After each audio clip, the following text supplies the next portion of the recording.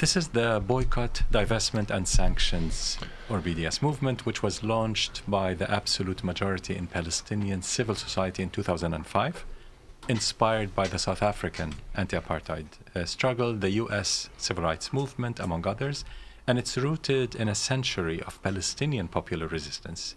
Basically, it's a non-violent movement anchored in international law that calls for an end to Israel's occupation, end to Israeli apartheid, and for the right of refugees, Palestinian refugees, to return and receive reparations.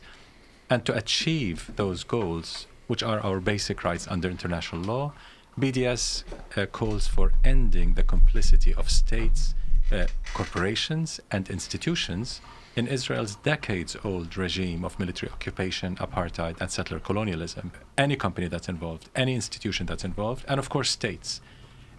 Since the International Court of Justice in 2024 took its decisions that Israel is implementing a plausible genocide, possibly. There's a risk of genocide in Gaza, and later it said Israel's entire occupation is illegal and that Israel is practicing apartheid. Now it's a legal duty. So what BDS has been calling for, ending complicity, has become not just an ethical responsibility, but also a legal duty, an obligation for states, corporations, and institutions. And I can imagine people listening wonder, how can I boycott what companies, and how can I live my life without these? Because I get the feeling that when you turn on every toothpaste or soda, everything in the top is Nestle, and in the end like BlackRock or something, you know. Yeah, that's why BDS is not just about being ethical, but being practical as well, being strategic, being effective and goal-oriented. So rather than adopting those massive lists of boycottable companies because they're all unethical, yes, 99.9% of them are unethical, but we can't boycott all of them. As you said, you cannot continue with your life. And we don't expect people to boycott all of those. BDS, by definition, is only effective if it's collective, if it's done by a mass of people. And that's why we focus on a few targets. So it's a targeted boycott. We don't adopt the blanket boycott, the full boycott of all the companies. We go after the worst companies based on very clear criteria. The most complicit companies, companies that are involved in violations of not just Palestinian rights, but other rights, companies that we can win against. So we don't launch a campaign against every single company that's committing some violations. We go after the worst, against which we can win. And which one are those? Which one would on our website? It's best for the listeners to go to the website bdsmovement.net and to look for the guide for BDS targets, because we explain the philosophy of targeted boycotts, and you can see the companies there. Some examples include Coca-Cola, McDonald's, HP Computers, and a few others. So it's not like a huge list. The priority targets. That doesn't mean people should not boycott companies that are not on the list but are complicit. If they can, why not? But we don't expect everyone, because you have the 90% of the public that cannot boycott every single company, and you might have a 10% that's ready to go for more. That's fine. What mechanisms do you think work best? In Swedish we have a saying called carrot or whip, piska eller morot, shame or encouraging? Both. Both. With corporations, it's usually shaming. You know, corporations mostly no ethics. International law to them is a foreign language. So you have to pressure them. Companies understand money, understand profits, bottom line.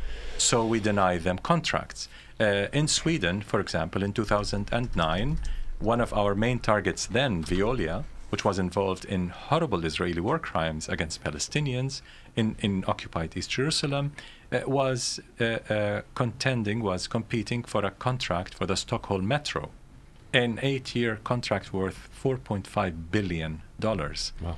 And there was a big campaign in Sweden against Veolia, pressuring the Stockholm City Council to exclude Veolia because it's involved in war crimes, and it lost that contract. That was the biggest contract lost by Veolia in the Stockholm City Council, and it was an opening for the campaign worldwide. So you target companies that are complicit in horrible violations of human rights, by affecting their reputation and their bottom line, basically. But BDS is not just about companies, it's also institutions. Here in Sweden, we're dealing a lot, I'm touring universities, I'm talking about the academic boycott of Israel. We work with theaters and cultural spaces for the cultural boycott of Israel. In all BDS, we target institutions rather than individuals, and that's important to explain. So there, you might have an institution, let's say a theater, that is open, liberal, that is not horribly anti-Palestinian, not a Google or Amazon type of company. It's a theater space where you have some progressives. There, we wouldn't go with the stick. We would go with the explanation and trying to win them and forming a big coalition to convince them. It's pressure, moral pressure, but it's pressure nonetheless. I'm a lot on this, on X, the platform. And a lot of Swedish Democrats are, laughing at people trying to boycott US. Because of Trump now? Yeah, mostly because we use a lot of American companies like Facebook to, do the boycott. Spread the word about the boycott. Yeah, but they don't seem to understand that you can, if you aim it at as you do, not everyone, but you can still hurt companies if you just aim at them. You don't have to boycott everything to make it a difference. I think it's stupid. Well, boycotting the United States makes no sense. I mean, it's an identity-based boycott, which we would not support, and it wouldn't work anyway. How can you boycott the US? Or boycott China? You cannot, right? In reality, you cannot, realistically. So it's impossible, and it doesn't make sense ethically either. It's best to boycott companies that are most complicit. So I've heard a lot across Europe a boycott of Tesla. Because of Elon Musk. Okay, that's one of the terrible oligarchs that are helping to destroy the world. Fine, and if he has a controlling share of Tesla, that makes a perfect target. Then I can see a BDS equivalent campaign against Tesla, for example. I mentioned McDonald's, I mentioned Coca-Cola, Amazon, for example. People don't have to buy on Amazon. In Sweden, you have alternatives. You don't need to order things through Amazon. But if you're in the middle of nowhere in the US, where Amazon is the only company that delivers, you don't have to boycott Amazon because you don't have a choice. The ethical duty to boycott is when you have a choice. If your life depends on this company, you cannot boycott it. We don't expect you to, ethically speaking. Do you have a guilty pleasure that you sometimes relapse and buy, even though you don't want to? No, never. No, you're very disciplined. And I mean, McDonald's and Coke. Why would you ever? You don't like it? It's trash. It's junk. Is Pepsi? Is that better? Relatively less evil. Less evil. It's the lesser evil. Coca-Cola has a bottling vicinity. Factory, let's call it, in a settlement in the occupied Palestinian territory, which is a war crime. So they're violating a very serious part of international law. Pepsi is not exactly not complicit, but it's less complicit than Coca-Cola. So that's a good issue to discuss with strategy. If you boycott both, because both are complicit, but one is much more complicit, if you boycott both, those who are addicted to cola and don't have choices yet, it's either Pepsi or Coke, then you're asking them, overcome your addiction. It's not easy. So go for Coke. But across the world, since we launched the Coke boycott, in Bangladesh, in Egypt, in Palestine, in Sweden, across the world, there are alternatives to Coca-Cola that have come up. Like here in Sweden, there's Palestine Cola. In Palestine, there's Chat Cola. In Egypt, I mean, there's so many alternatives today. With local businesses, local workers, why give your money to this big American conglomerate that's doing horrible things around the world? I think we had a really good Swedish soda before, but then everyone stopped drinking that and went to Coca-Cola and Pepsi instead. That's everywhere, and then those companies just stopped. Exactly. I don't think even they don't have a zero version of. What do you think? Trocadero or like sockerdricka? Sockerdricka, sockersoda, I think it's. Hallonsoda. Hallonsoda. Yeah. Old Sweden. Gamla Sverige. It's crazy how the monopoly they have. Yes. Yeah. Every single place that sells soft drinks is just 90% Coca-Cola companies. Yeah, or Pepsi. Now it's changing. Even here in Sweden, in Malmö, for example, several restaurants, cafes, bars have declared themselves what we call apartheid-free zones, which means they commit not to buy, not to contract, not to procure from companies on the BDS list, which is not a very long list. And they commit to being more ethical in everything they do and so on. And it's growing. So they don't have Coca-Cola. They never buy anything from McDonald's. They don't have HP computers or Dell computers. You know, they really try their best to be as ethical as possible. And it's growing, this movement, in Italy, in Spain, in Latin America, in the Arab world, in Southeast Asia. I think it's very important to get to know this feeling, this feeling of, oh, it's working, it's growing, you know. Yes. We don't hear it's easier to jump on the train if you see some people like movement. to be on a winning train. Yeah. Yes. So even if people are like boycotting brands now because of Trump, instead of shaming them and like, oh, so now you're getting on the train because of Trump. Where were you when we boycott because of Israel? Maybe we should just go get in. Yeah. Yeah. Way to go. Yeah. How is it with the Apple? Again, much less complicit than Microsoft, let's say. Much less complicit than Google, Amazon, Oracle, and Cisco. Okay. Those are companies that are knowingly, persistently, and deeply implicated in Israel's war crimes, and including the genocide, the ongoing genocide against 2.3 million Palestinians in occupied Gaza. Those high-tech companies have knowingly, persistently sold Israel technologies that have been used in this genocide. Yeah. This genocide is not just the world's first live stream genocide, it's also the world's first AI-enabled genocide. Guess where this AI enabling comes from? Google, Amazon, Palantir, and others, and Microsoft. Yeah. Do you have like Alta Vista or some other search engine on your phone? Or? No, again, across the world, we've really tried to find something to boycott in Google. It's not easy. People are beginning to consider dropping Gmail, going to other emails. Not easy. Again, it takes time. It's gradual. But in the meanwhile, we're not calling for a boycott of Google because it's nearly impossible. They have a monopoly in most of what they do. So we call for divesting from Google. There are other forms of pressure, denying them contracts for cloud services, for many other services. Deny them contracts. If you cannot boycott them, at least divest from them or deny them contracts. So let's say the Presbyterian Church USA, one of the biggest Protestant churches in the US, they've divested from several companies like HP, for example, because of its involvement in Israeli war crimes. So can we push them, also mobilize pressure on the church? We have a lot of support in the Presbyterian Church in the US.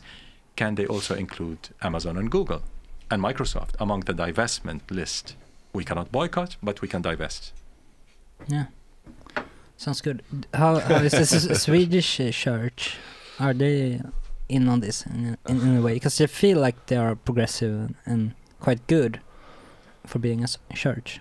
Well, I mentioned the 2009 success with Veolia, excluding Veolia from the Stockholm Metro project for the city council.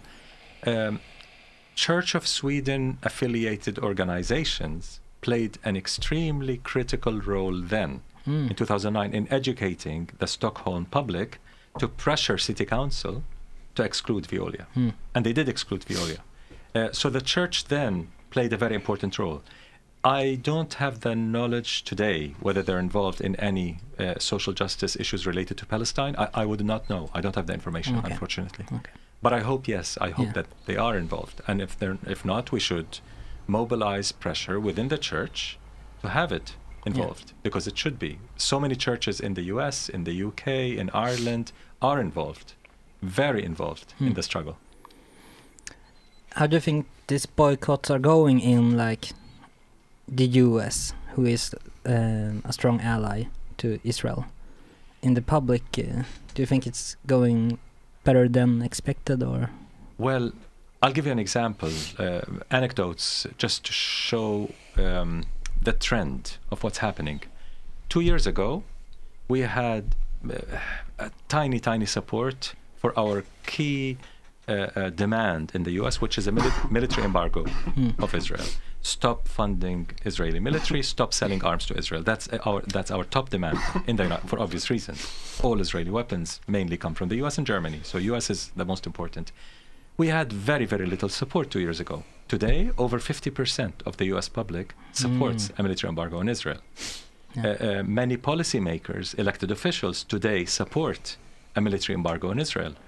Churches, major unions, I mean, again, 2 years ago, it would have been a dream to think of a national union, and this is not Norway, this is the US, this is not Ireland, it's the US. And now we have 7 national unions with millions of members supporting a military embargo of Israel. So this pressure is growing. When I was an activist, I studied in New York. When I was an activist on campus, I was part of the South African anti-apartheid movement.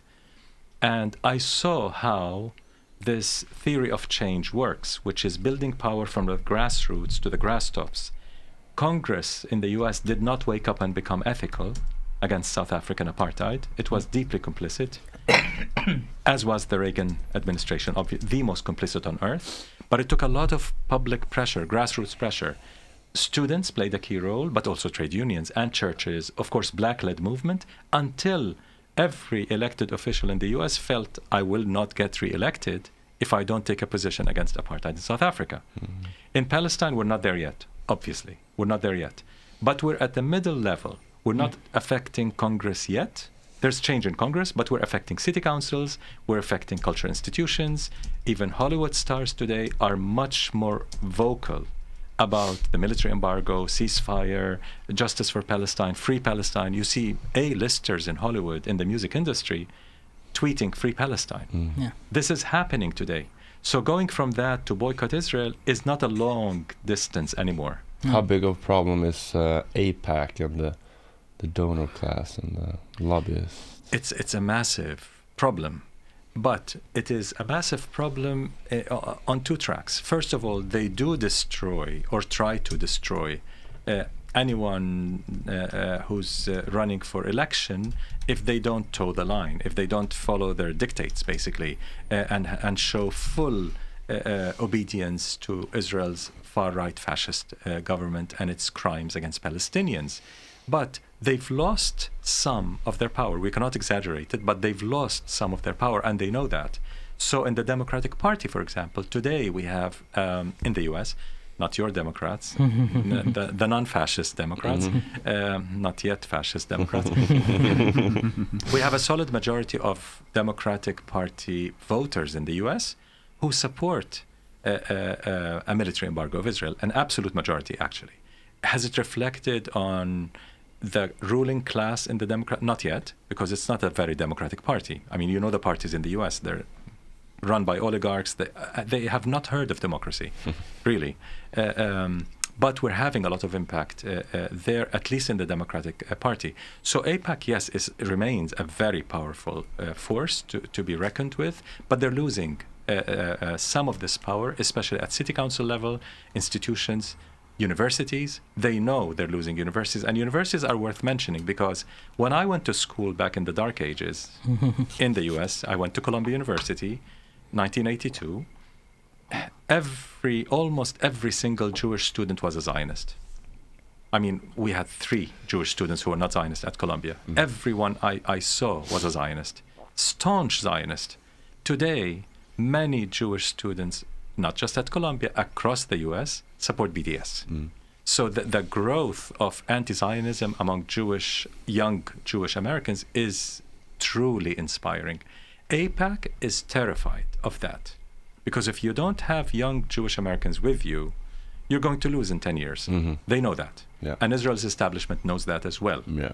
So this horror that they've created, this chilling effect is dissipating, weakening, gradually but surely. Ilan Pappe, the Israeli historian, he says we're seeing the beginning of the end. I agree with Ilan Pappe on this, yes.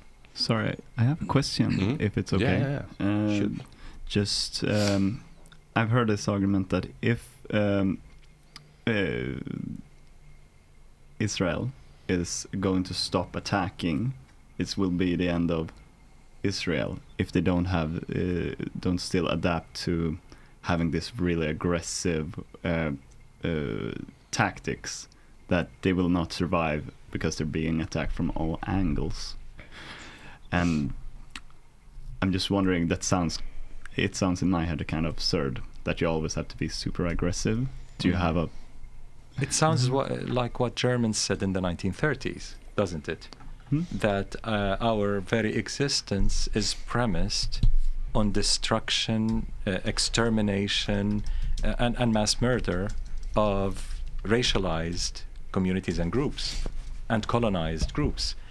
We should reject this fascist logic, because this leads to endless extermination and genocide, and it's just a way to rationalize this indefensible genocide against a colonized population, an indigenous people that has been struggling since 1948 for 76, almost 77 years now, against a horribly violent settler colonial regime.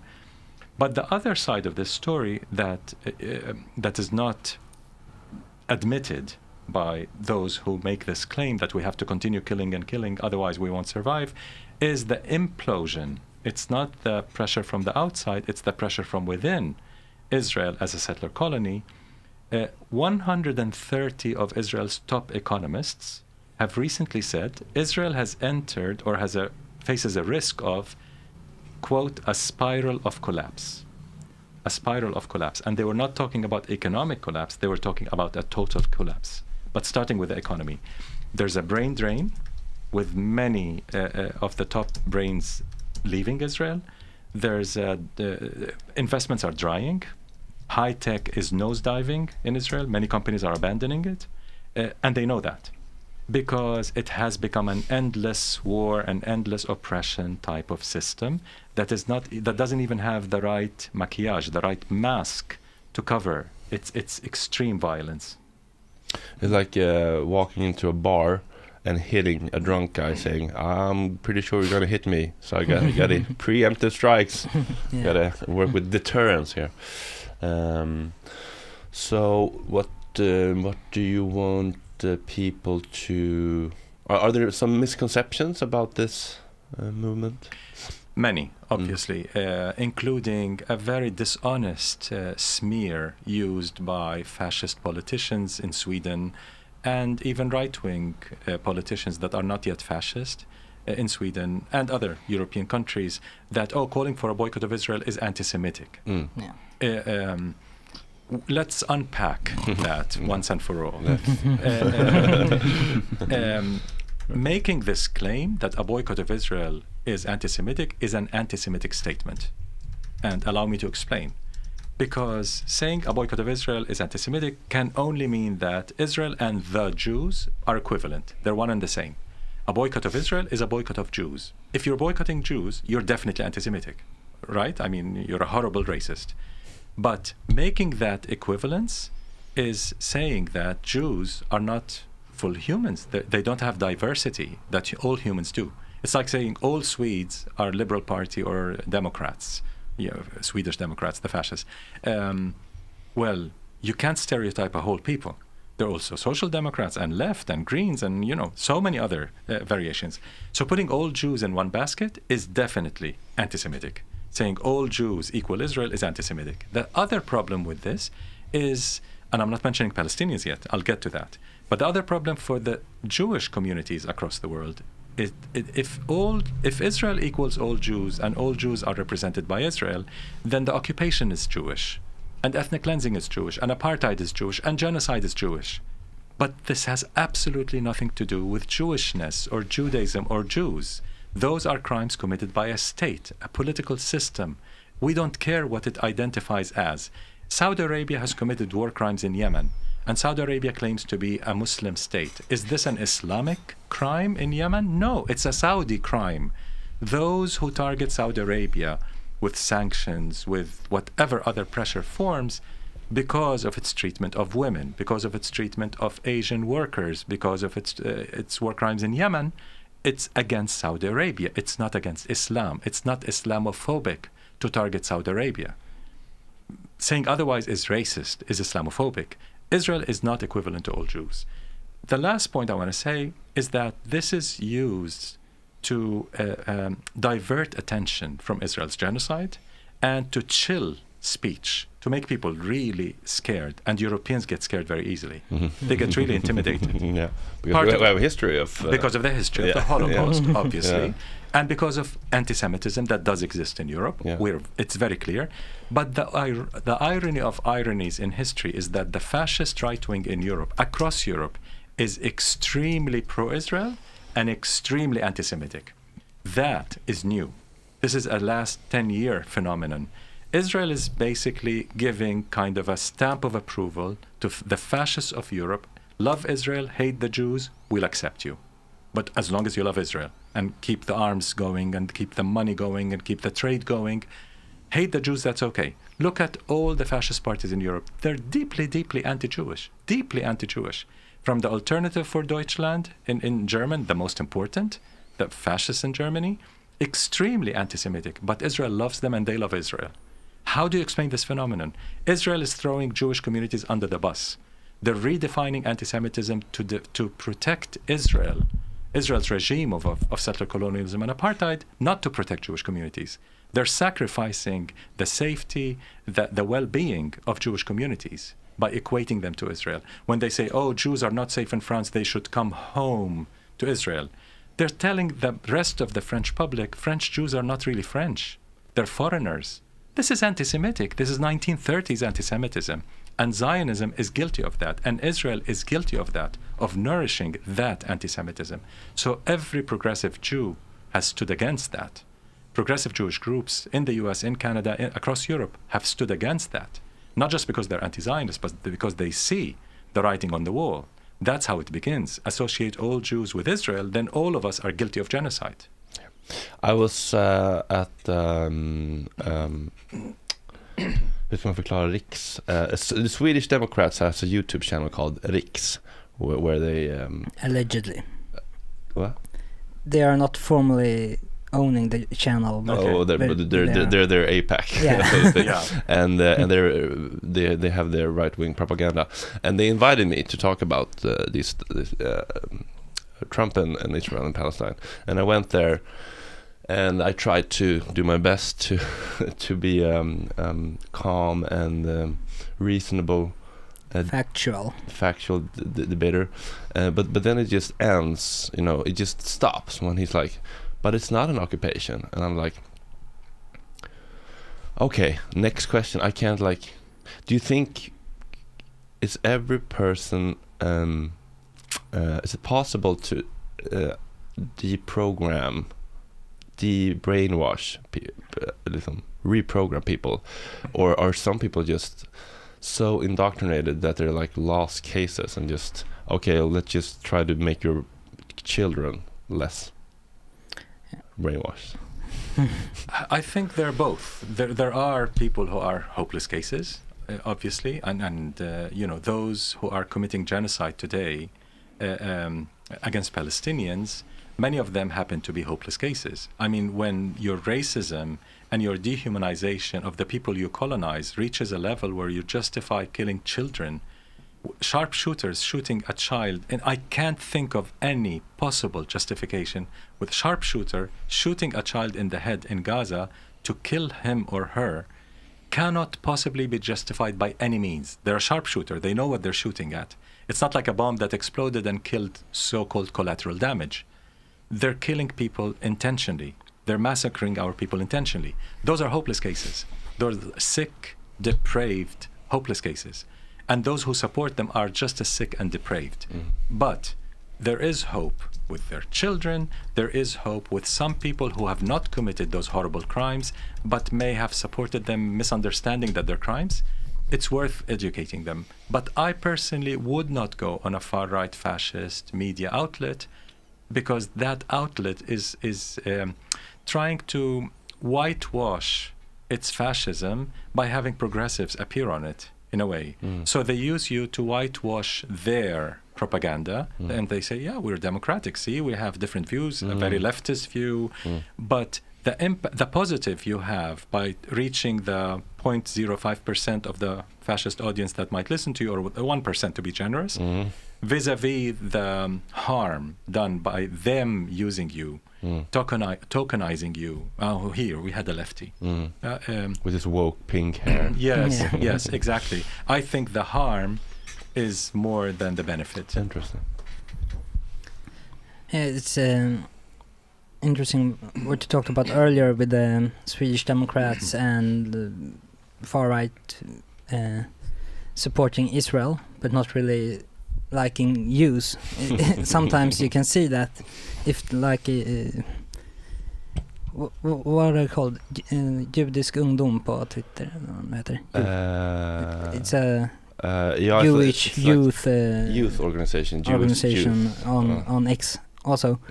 Who said something critical about the Swedish Democrats, and then all the comments are just, "Oh, you stupid Jews, we had you back, but now it's over." You know, they don't like them. Yeah. So it feels like it's not a safe alliance with the far right. Absolutely. I mean, they don't see Israel as the global Jew. No. They see Israel as a state that has all the impunity to commit all the crimes that they would love to do. It's an experiment.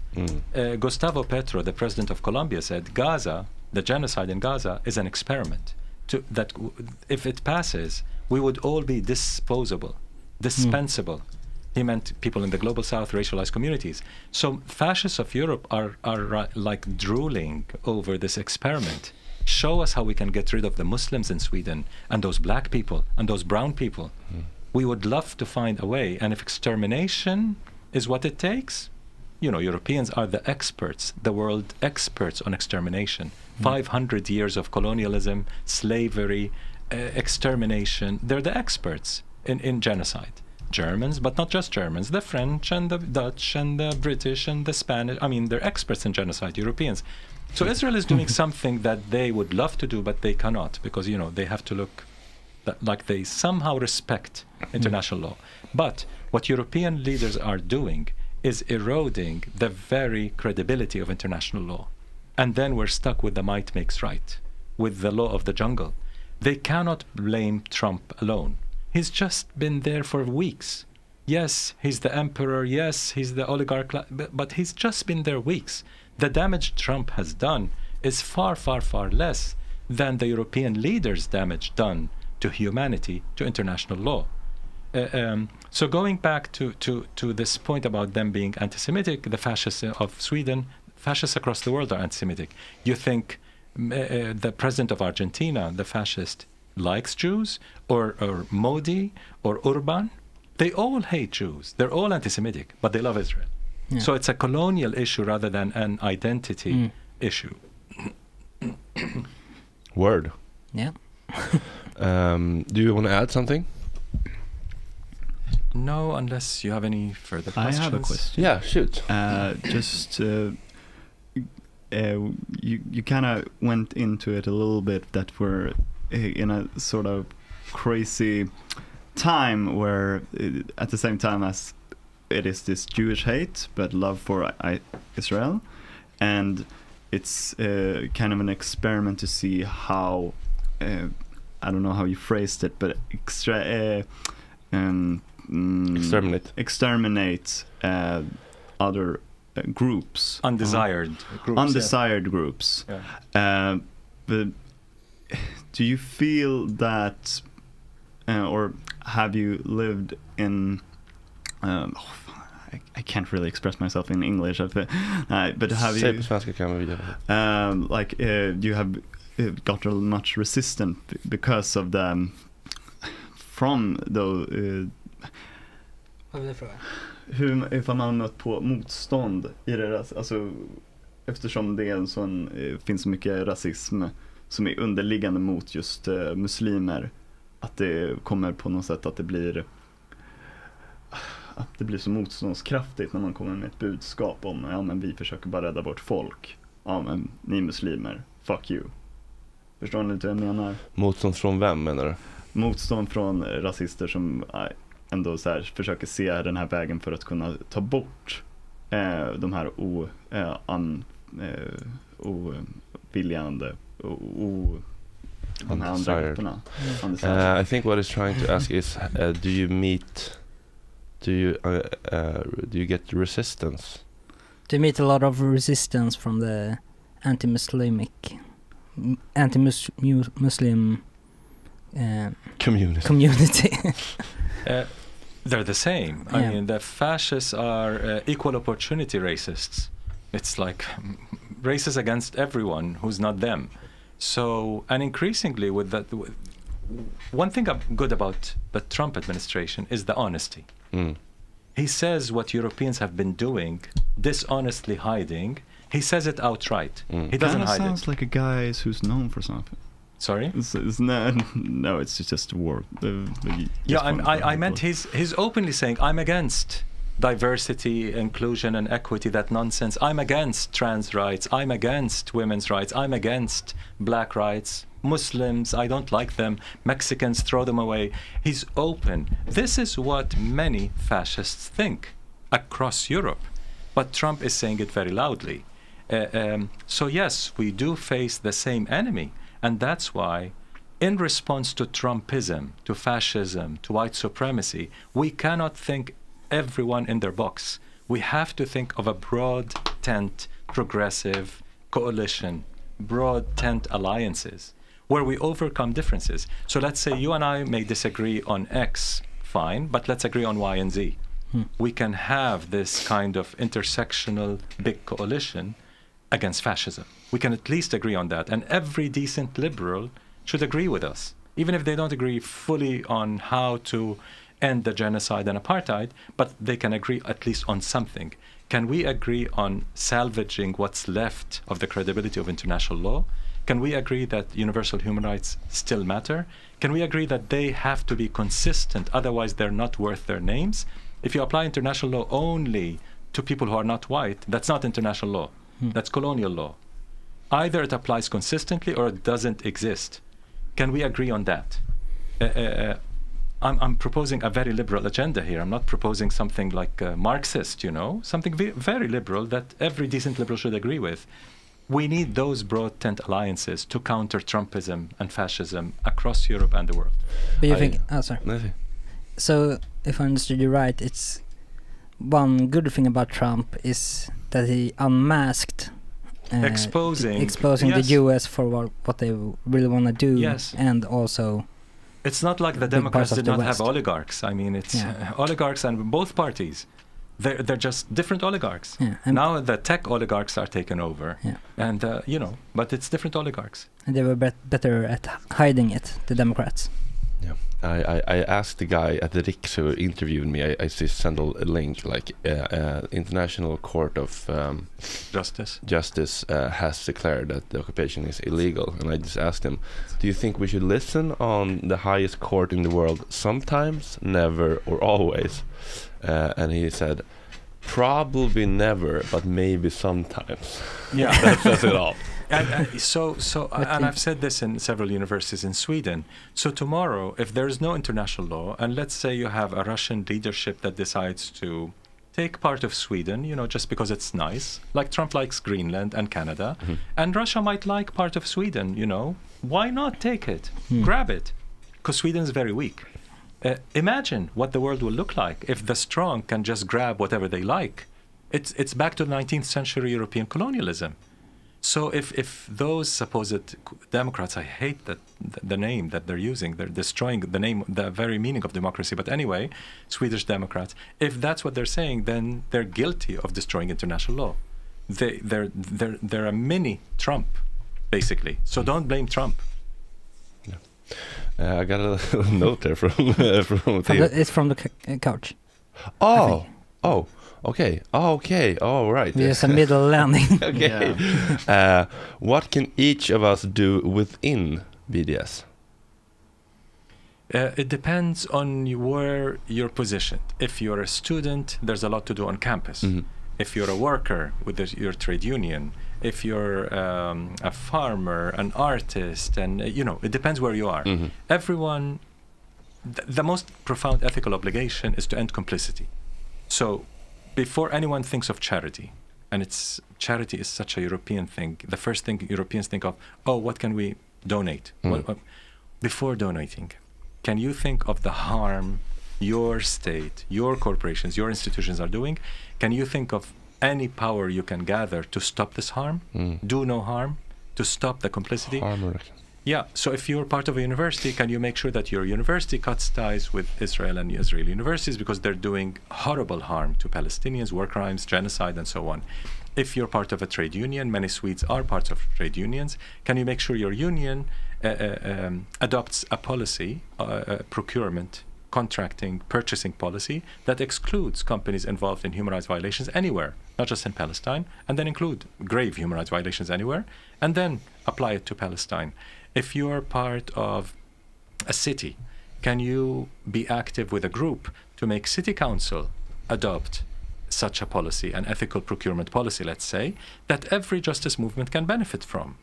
Not just the Palestine justice movement, the climate justice, the racial justice, everyone can benefit from an ethical procurement policy that says the Stockholm City Council shall not procure from companies knowingly, persistently involved in war crimes and crimes against humanity. Who can oppose that except the fascists? Where it doesn't mention any geography, any specific area. So there's a lot that people can do. But what's important is that they have to be morally consistent, and they have to do it collectively. What catch does Israel have on the U.S.? Why does Israel seem to have so much power over the U.S. or get this unconditional support?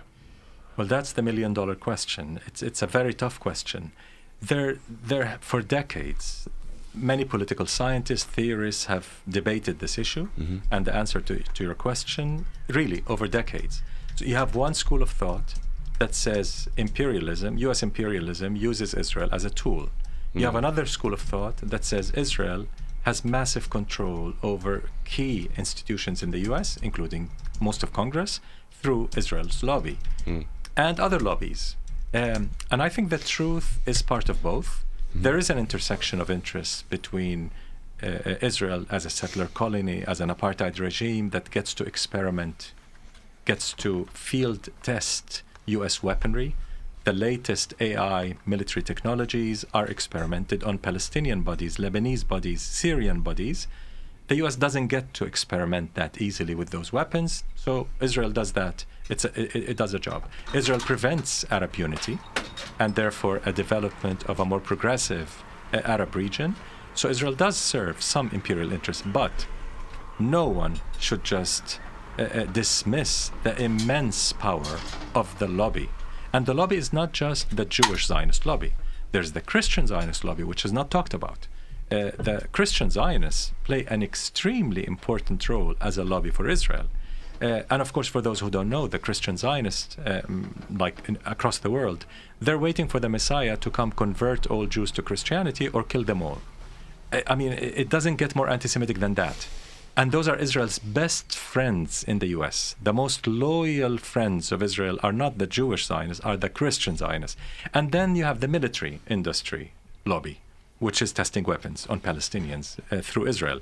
So all of these lobbies have massive influence on the White House, in Congress. The absolute majority of Congress people need AIPAC and all those other lobbies to support them in their election campaigns. And if they are angry at them, they don't get elected. So it's a combination. There's an intersection of interests, but there's also massive lobby work happening. Yeah.